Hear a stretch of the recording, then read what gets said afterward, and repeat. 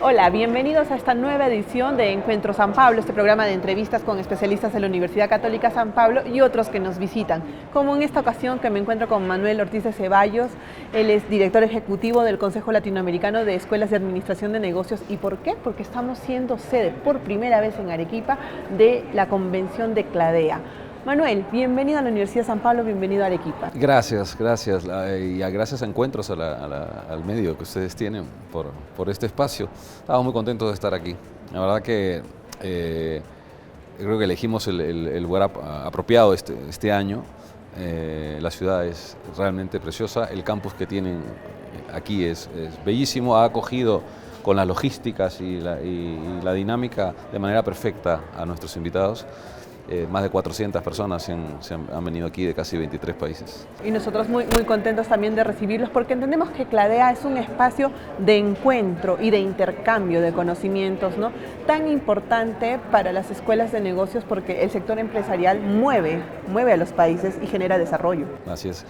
Cuando hablamos de escuelas de negocio como tal, dentro del ecosistema de la enseñanza de negocios, pues claro, tienes las escuelas de negocios como entidades civiles, o sea, organizaciones formadas como tal y nacidas como tal, es decir, educación continua a las empresas o posgrados, pero por otro lado están las universidades. Claro, el pregrado, ¿no? Exacto, como ustedes, sobre todo las facultades de ciencias administrativas, porque la administración es una ciencia en general, entonces tienes marketing, finanzas y otras. Entonces, para hacer un paréntesis de cuando hablamos de escuelas de negocios, quiero que entiendan que se involucra a las universidades dentro de este proceso. Estamos hablando del pregrado y el posgrado, ¿no? Y la extensión como tal, ¿no? Bien dicho, pregrado, posgrado, extensión. Veamos como las ciencias administrativas de administración de empresas, ¿no? Y entendamos que los grupos de interés son varios aquí, ¿no? Entonces, un poco viendo lo de tu pregunta, ¿no? Claro, porque además un empresario, bueno, en realidad todas las carreras, pero creo que el empresario en especial nunca deja de aprender y nunca tiene que dejar de aprender, ¿no? Por ejemplo. La misión de las escuelas de negocios es un poco transferir los conocimientos y las prácticas de buena gestión a los emprendedores, que futuramente, que al final se vuelven empresarios, porque un empresario nace de un emprendimiento o de un rol de asumir una responsabilidad social importante. Y el rol de las universidades o escuelas de negocio no solo es un rol, es una gran responsabilidad.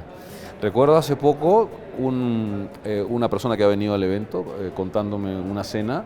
Él es profesor y me decía, hace 5 años que, bueno, me encontré con un alumno que hace 5 años no le había dado unas clases.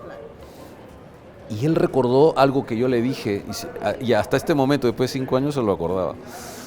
Y eso me dijo, ¿cómo me ha servido en el mundo empresarial? ¿No? Entonces imagina si algún profesor le hubiera dicho algo incoherente y que esta persona hubiera cogido esto y lo hubiera aplicado y no le hubiera servido, o el impacto hubiera sido negativo.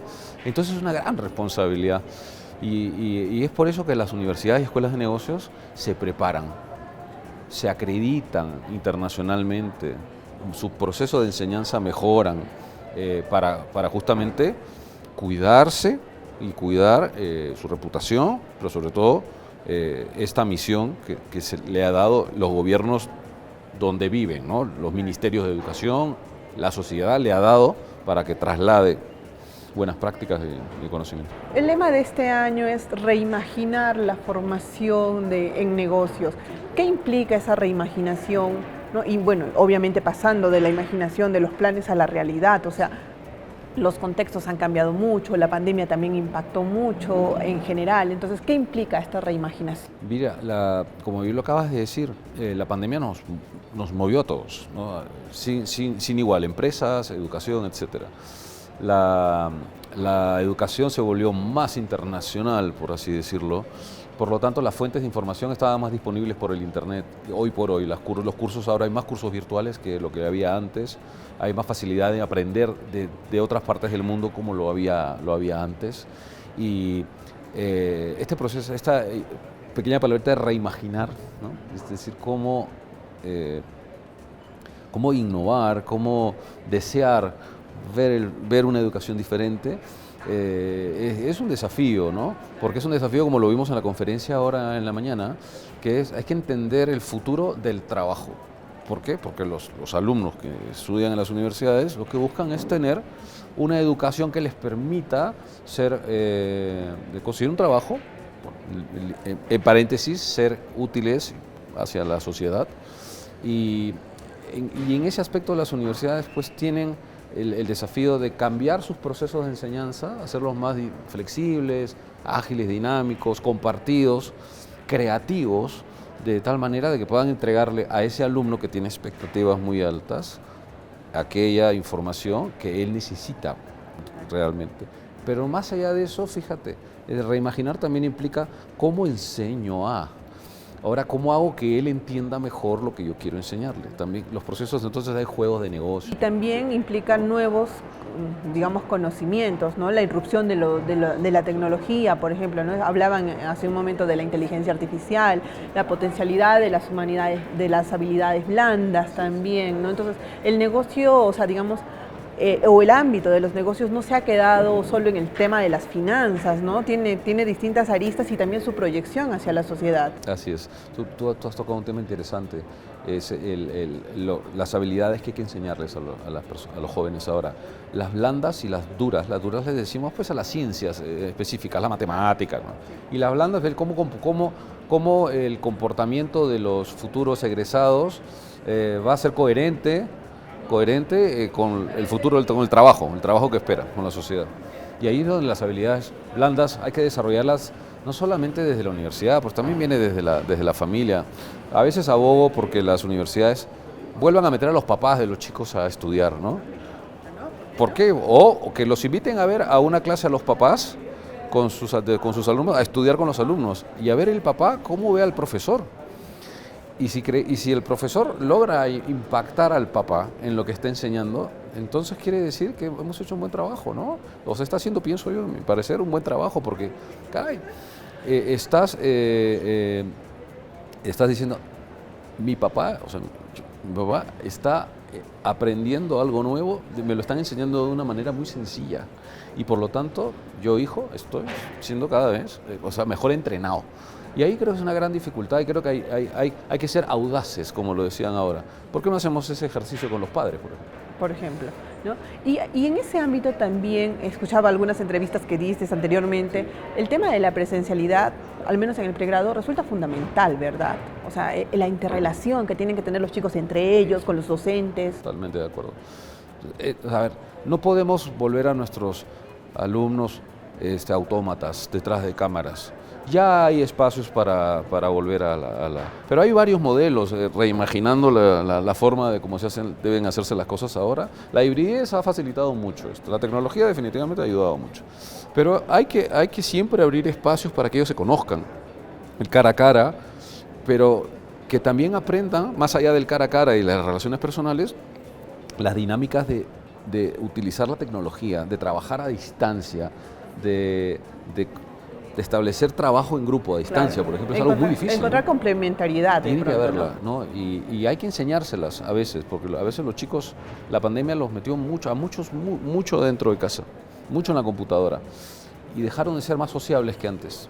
Entonces, creo que esa combinación de espacios de sociabilidad son relevantes. Y también se necesita multidisciplinariedad, ¿no? Por ejemplo, nosotros ahora hemos iniciado un proceso en que nuestros chicos de administración, de contabilidad, están aprendiendo pensamiento computacional juntos, en la misma clase, con los chicos de ciencia de la computación, por ejemplo, ¿no? O sea, esto es fundamental ahora, en los contextos actuales. Totalmente. Lo que yo les digo muchas veces a algunas personas en las universidades, tienen que integrar las ingenierías con la educación en negocios, por ejemplo, ¿no? Yo soy ingeniero electrónico de profesión, de telecomunicaciones, pero también me he especializado en empresas, en negocios, he llevado cursos muy aparte. Y yo sí veo hoy más que nunca que hay que entender las telecomunicaciones, por ejemplo, la informática, para poder administrar un negocio y administrarlo mejor.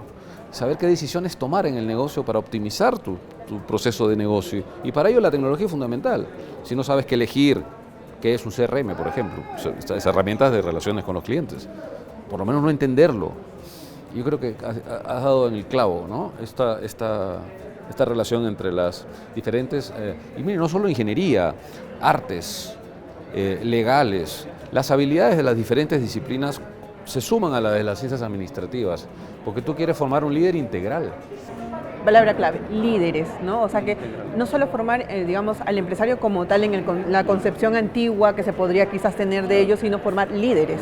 Que no sean líderes duros, o sea, que solo lo vean, todos lo vean números y muy radicales, muy decisiones muy ásperas. A veces hay que tomar decisiones duras, pero también sean empáticos con su entorno, con los trabajadores, con la sociedad, y entiendan la mecánica de la tecnología y de las demás disciplinas. Tienen que ser líderes integrales, es un poco la palabra que me gustó usar bastante. O sea, a eso apunta el mundo, a eso tienen que aspirar los futuros administradores, contadores, bueno, ramas afines. Pienso que sí, pienso que sí. Un contador también debería de entender las tecnologías, o alguien de tecnologías también debería entender de negocios, porque ¿cómo va a dar un servicio o cómo va a obtener clientes si no entiende cómo cobrar, cómo hacer el marketing y cómo estas cosas? Todos se relacionan. Y creo que por ahí van las universidades, y no creo, estoy seguro, que están apuntando en la integralidad de la educación, entre todas las disciplinas que hay en sus campuses. No pueden ya estar desconectados, eso está clarísimo.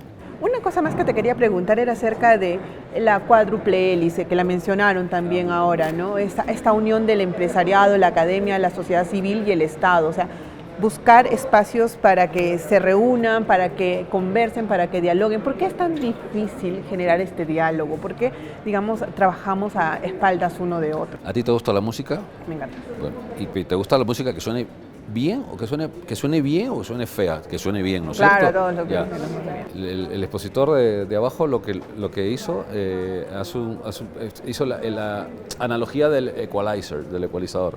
Entonces, colocas en cada línea del ecualizador las diferentes hélices que tú has mencionado: empresa, sociedad, personas y academia.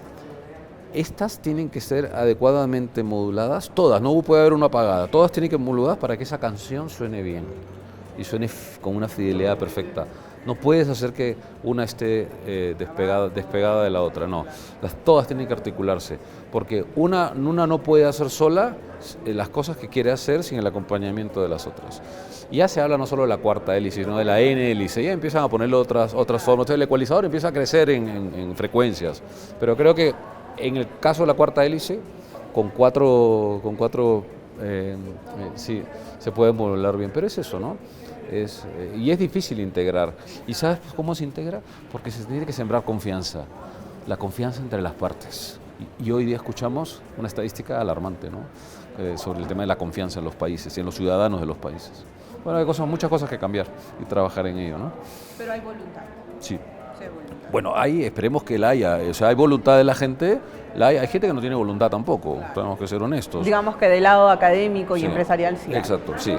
Del lado académico, por supuesto. Del lado empresarial depende de los empresarios. Del lado académico yo estoy seguro que sí, porque es parte de su misión, es una misión muy social, ¿no? Y por lo tanto, a veces les es difícil ir a las empresas y acercar a las empresas o acercar al Estado a la academia, les es difícil. Pero tiene que haber mecanismos que permitan esa capacidad de acercar a estas tres a la universidad, sobre todo el Estado y la empresa.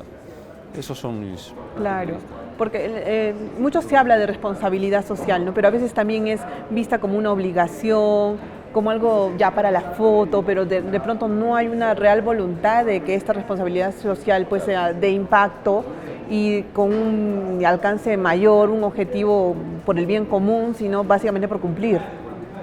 Mira,